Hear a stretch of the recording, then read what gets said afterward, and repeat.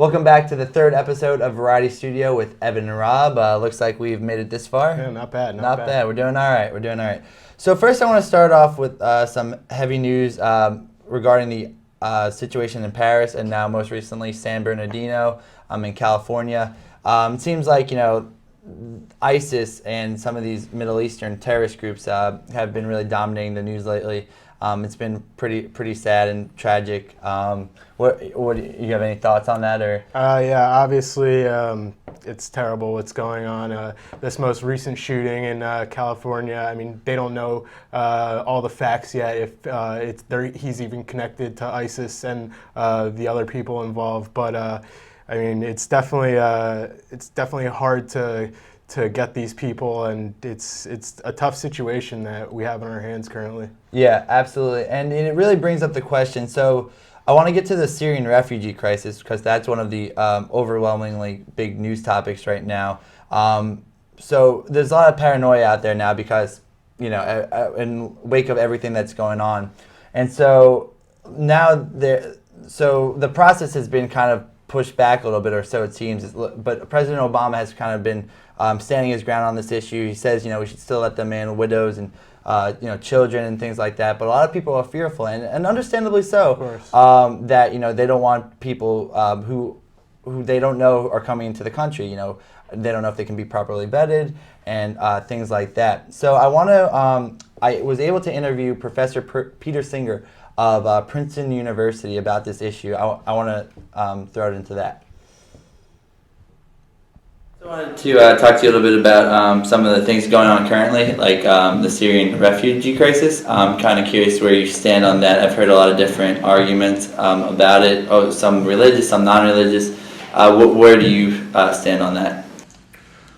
Well, I certainly think that we ought to help people who are refugees, who are in great need. We ought to be able to provide them with somewhere safe where they can go, where they will be able to meet their needs and those of their family for food, shelter, and if they're there in the long term, obviously to educate their children and to develop a family life. But I think that's a little different from the right of asylum that has been the big cause of the problems in Europe, where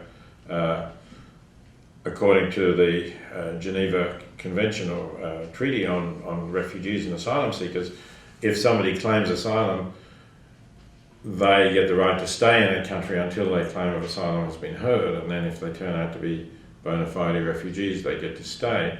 And I think the problem is that if you have a really large number of people all going to one place, this can put a strain on that country's resources and possibly lead to some kind of political backlash as well. And we're seeing this in Europe with a resurgence of extreme right-wing nationalist politics there.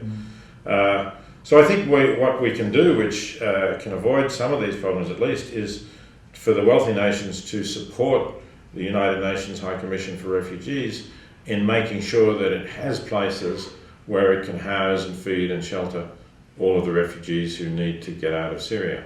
But that doesn't mean that they automatically get to stay in whatever country they can reach. Because after all, there are already millions of refugees in refugee camps, and they have just as much a claim to be resettled as anyone else. So I'd like to see the more affluent nations taking more refugees, but not necessarily taking those who are able to get to their countries.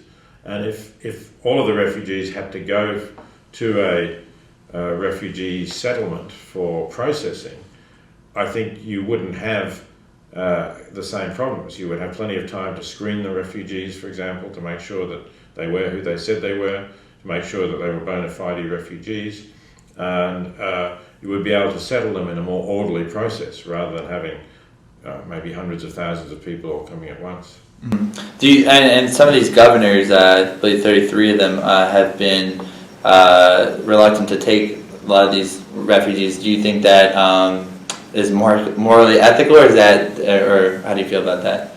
I think the United States ought to be taking more refugees, but I accept that it's necessary to screen these refugees and make sure that they are bona fide refugees. I think that should be accepted and under the terms of the treaty governing how refugees should be treated.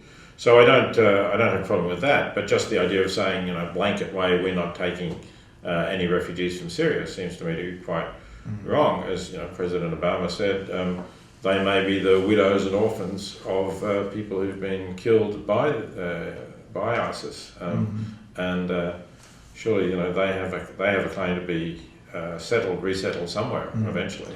I guess the counter argument to that is some of the paranoia or hysteria that is going on in the wake of some of these recent events. Yeah, but that's really political grandstanding, I think, to just say because of that we're not taking any refugees. Where seems to me to be wrong. I think, as I say, we ought to be taking refugees, but we don't have to particularly take the people who get here. We should be looking at the refugees in the UN refugee camps at the moment, and taking some of them. They may or may not be Syrians, and if they are Syrians, they may or may not be people who can establish who they are, that they are bona fide refugees, that they pose no security threat. And if they can show that, then I can't see why we shouldn't take them.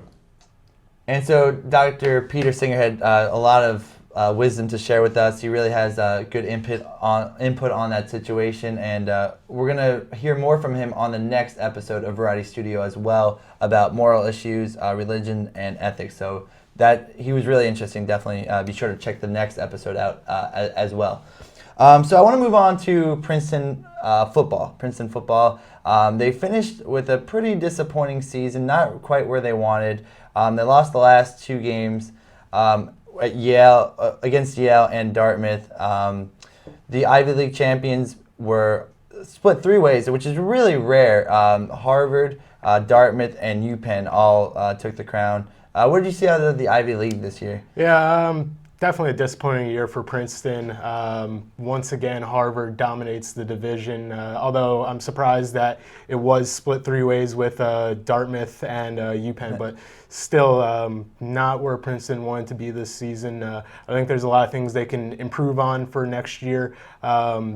But they got a young team, and I think they can make a good run next year. Yeah, they're losing a couple guys, and but they do definitely still have talent. Like you said, the young guys, step up next year, and I think Coach Surace has done a pretty good job. He was also disappointed as well. Why don't we hear from him and wide receiver Isaiah Barnes?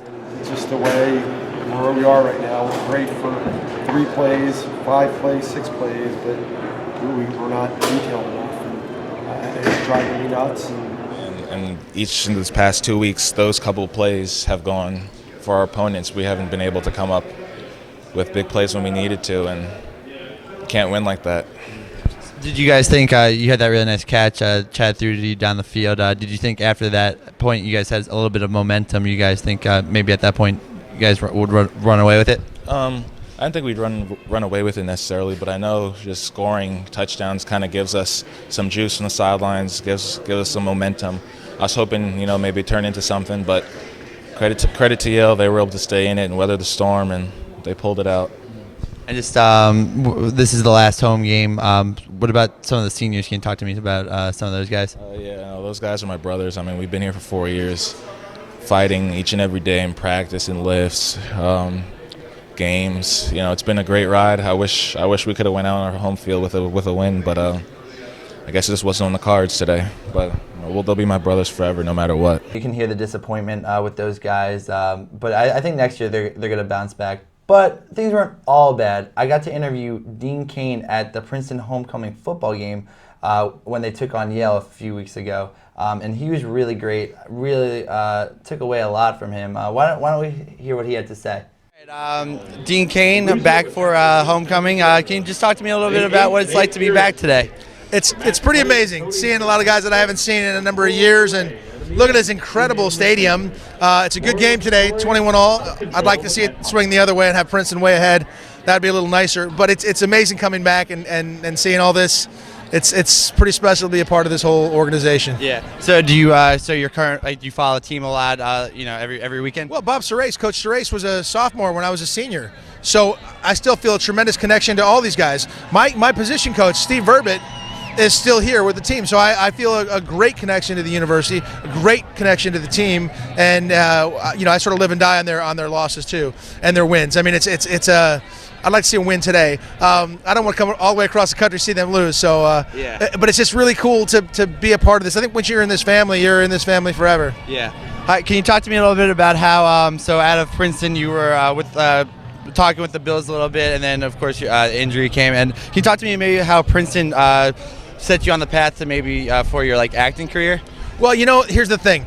A lot of young players will think about going to a school for a coach or to play in the NFL or something like that, and you can't do that. I went to school here, and I went through 3 head coaches.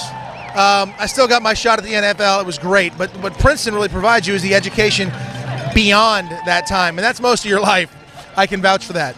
That's most of your life, so you really want to go to a place like this. If you're lucky enough to get into a school like this and go to school here, you're set in your lifetime, not just because of your football playing ability. You get that shot at the NFL if that's what you want, but you are set for life with an education that's beyond compare. Yeah. And just, I guess, lastly, it doesn't prepare you for acting specifically. Trust me. Just lastly, I guess, just talk to me. What do you have upcoming, or do you have anything going on now? I got more things going on than I can shake a stick at. That's the thing is now the television world has changed quite a bit. So I have 4 or 5 shows on television. Just finished another feature film. You just do a whole lot of different things now. Instead of doing 1 movie a year, 3 movies a year, you're doing 4 different shows, a movie. You're writing something, producing something. That's just the nature of the business. It's the way it's changed. Yeah. So I'm very busy. I've written 3 movies this year. I've been in 5 different television shows and done 2 films. It's been a busy year. Is Superman still your favorite role to play? Or? Well, yeah, of course. I mean, when you have something like that, it's a seminal role. It's fantastic. But, now I'm Supergirl's dad. So how about that? That's what happens. Yeah, it's fun. All right, thanks a lot, Dean. Really appreciate the time. Thanks so much. Yes, sir. Dean Cain was a lot of fun to interview. Did not expect that when I was attending the football game. Class of 1988. He dated Brooke Shields while he was on campus. He's a really cool guy. I actually got to talk to him after I conducted the interview with him, and as you know, he was on Entourage, made a little cameo over there.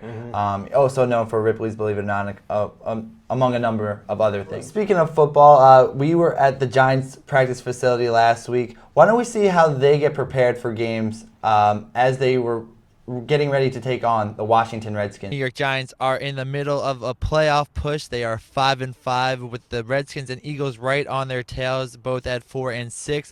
This game this weekend will be a pivotal game. Coach Coughlin says this game is worth 2. Coach Coughlin and the New York Giants are preparing for one of the biggest weeks of the season. Currently, they hold the division lead by a narrow margin with a record of 5-5. The defense will have to step up, with Kirk Cousins heating up in the last few games. Safety Brandon Merriweather says the defense just has to be consistent and play their game. You play your game. You be consistent. You play the defense the way it's designed to play. You don't make up things, and you don't. You make the play when they come to you. On the offensive side, the Giants will try to keep mixing up different looks in the backfield. Quarterback Eli Manning talks about the Giants' running back versatility. Those guys do a good job, getting prepared, and each of them kind of has different skill set and things they do a little bit better than others. But all of them are effective. All of them are well prepared and can put them in any spot to go do their job. The Giants have primarily been relying on the sensational Odell Beckham at the wide receiver position.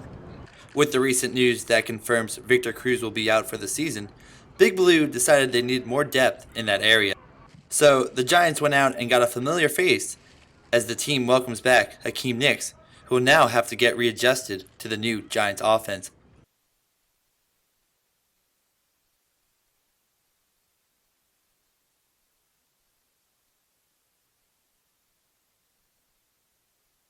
I think he'll adjust well, and just trying to figure out what to run and all the signals and adjusting plays and doing different things. But I think he'll be ready to go. And the Giants as a whole must be ready to go this Sunday if they hope to stay atop the NFC East and control their own playoff destiny. And so, unfortunately, that piece we shot last week, and so as we know now, the Giants did come up on the losing end of that one. They just looked flat. What did you see in that game? I thought it was a tough loss for them. Yeah, they didn't look good. Their passing wasn't that great. The run game was off. I don't know what it was this week, but they really didn't look like the Giants who were doing well previously in the season. Mm-hmm. Yeah, absolutely. And they've been up and down this year. They've had leads late in the games. And I asked Eli Manning about this, about that issue, about clock management. Why don't we hear what he had to say? Ready, we'll be in good shape. Eli, you guys have had a lot of leads going to the fourth quarter this year that have dissipated. Is a lot of that clock management, or what can you guys do to improve upon that? Just have bigger leads, and so some of it you can't control. We just got to go out there and score more points down the fourth quarter, and have 2-score leads will give us a better advantage. So yeah, I know Eli said that the team needs bigger leads, which is absolutely true. And they had a tough loss against the New England Patriots. They came lost by one against an undefeated team at the time. We know that they lost to the Broncos now, but we thought they would build momentum coming into that next week against the Washington Redskins, as they have in previous years, but just was not the case. Like you said, the offense was kind of stagnant, and they just didn't. Their secondary, they had injuries to a couple of key guys, and I think that really hindered them and prevented them from possibly winning that game. That was a big game because now the Giants do not control their own playoff destiny. The Redskins are technically in control. They both have the same record at 5-6, but the Redskins have a better record in the division. So we're just going to have to see what happens from here on out. It's pretty rare for the NFC East to be performing so poorly this year. The Patriots, the Giants, it's just they're not doing well. No, absolutely not. And it's been a weird year for the NFC East. Definitely a down year for the East. But once you're in the playoffs, you never know what can happen. Anything can happen. So sticking in that same area, let's move on to the New Jersey Devils. We covered them a couple weeks back when they took on the Chicago Blackhawks. They beat the defending champs pretty bad. What did you see in that game? I thought the Blackhawks were going to come in and put up a better fight against the Devils, but the Devils look great. Their passing game was very good. Kyle Palmieri, who's a new addition to the Devils, is putting up amazing numbers. Adam Henrique, too, I think he had a goal. He looked really well. So I think that they're going to have a good chance at the playoff spot this year. Yeah, and we were able to talk to some of the young stars, especially Kyle Palmieri, who was the star of the game when they played the Chicago Blackhawks. Let's hear what he had to say. That's big. Obviously, I think you come into this game, the defending Stanley Cup champions, and you kind of you don't want to go out there and be in awe of them because that's when you give them too much time and space and bad things happen. That's what they thrive off of. And we had a game plan to execute, and we went out there in the first period and did it and got rewarded for it. And so in the game that we saw against the Blackhawks, Adam Henrique ended up fighting Jonathan Towers, and that's somewhat of a rare team for both guys. What did you make of that? Yeah, it's not often that you get a fight from these front men.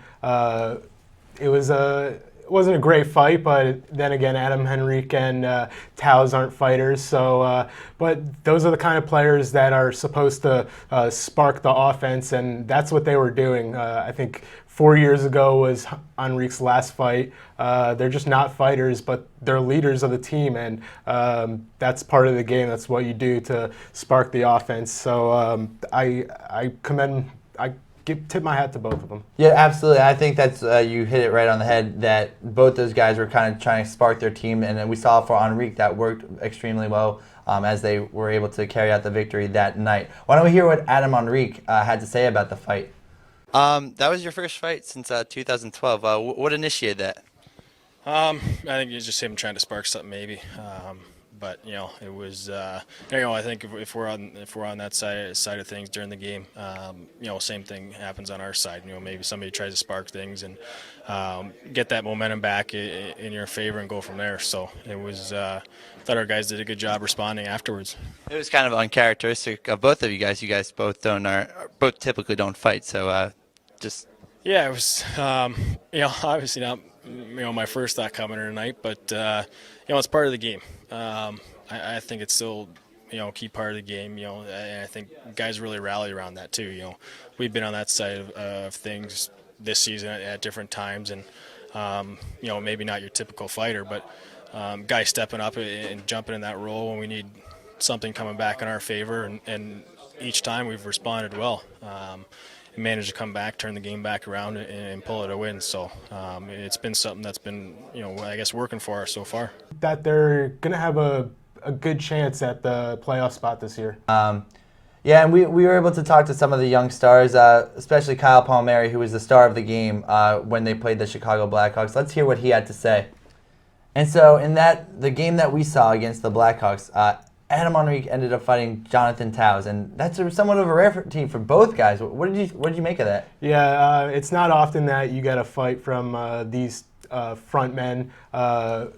It wasn't a great fight, but then again, Adam Henrique and Towes aren't fighters. So, but those are the kind of players that are supposed to spark the offense, and that's what they were doing. I think 4 years ago was Henrique's last fight. They're just not fighters, but they're leaders of the team, and that's part of the game. That's what you do to spark the offense. So I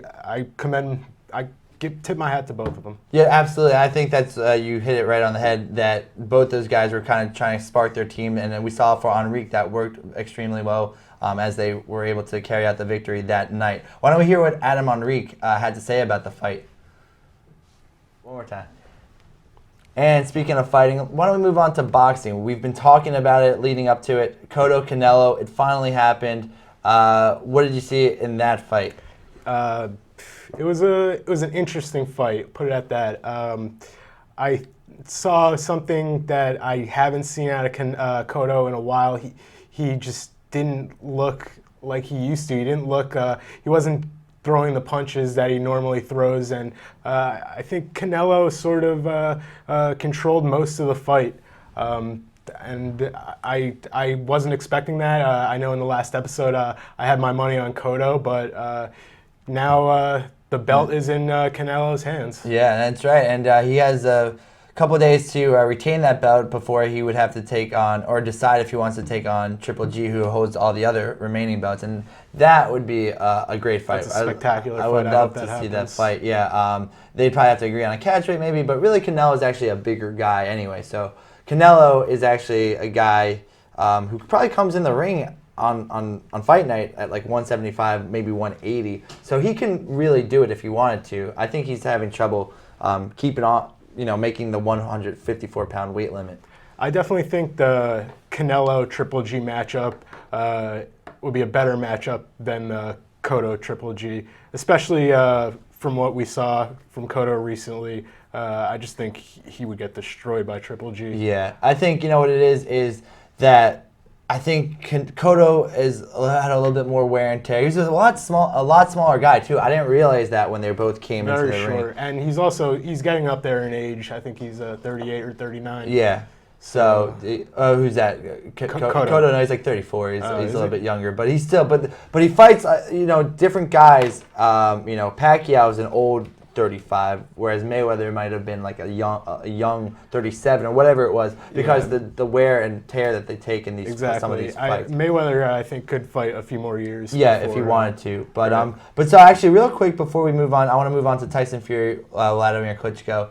But before that, I want to mention, you can't not mention it. The best fight of the night on that Cotto Canelo card was the fight that took place before. A pair of lighter guys were trading blows. The guy comes in, this guy Vargas, supposed to win the fight. He catches his man early on, and then the other guy comes all the way back. He looks like he's winning southpaw, and then Vargas kind of closes out the show there in spectacular fashion there in the ninth round. Yeah, I couldn't tell you who was going to win that fight. It was so interesting. Both guys had wobbly legs, so I had no idea what was going to happen, and it was a unbelievable fight. It was great. Yeah. It was great. And so now let's move on to the heavyweight division. Vladimir Klitschko fought Tyson Fury. I actually thought, I was not completely shocked when Tyson Fury won.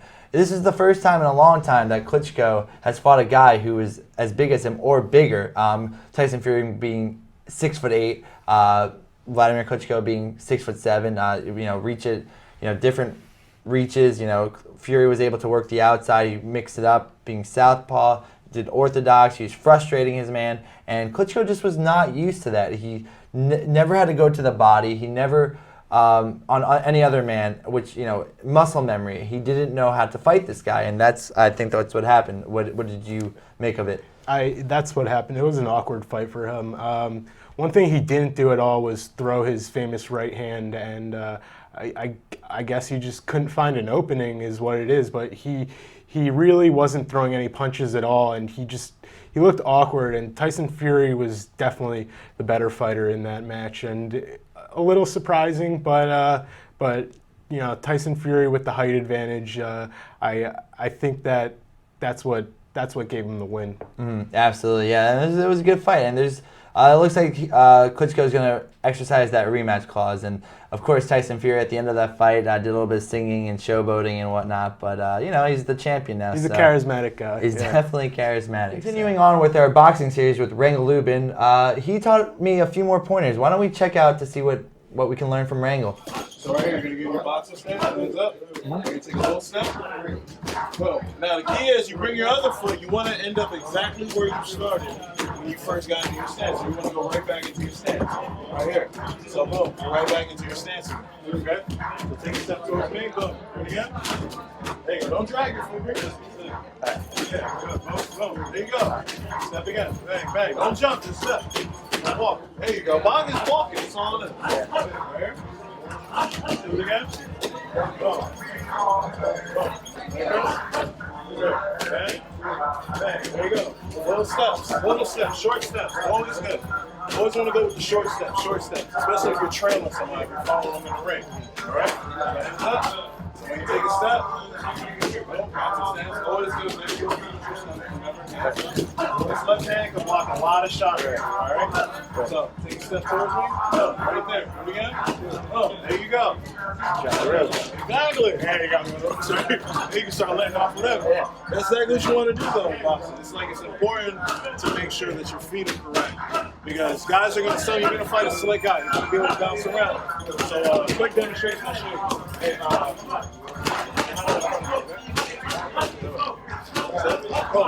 cut it off, cut off the ring. Hey, you're going to see him cut off the ring with me, right? So if I'm bouncing around, if I'm doing all this stuff, this way, I'm bouncing around, he's standing right in front of me. So that's going to do it. That's going to do it for this week's episode of Variety Studio with Evan and Rob. Be sure to check out the next episode. There's a lot of great things in store.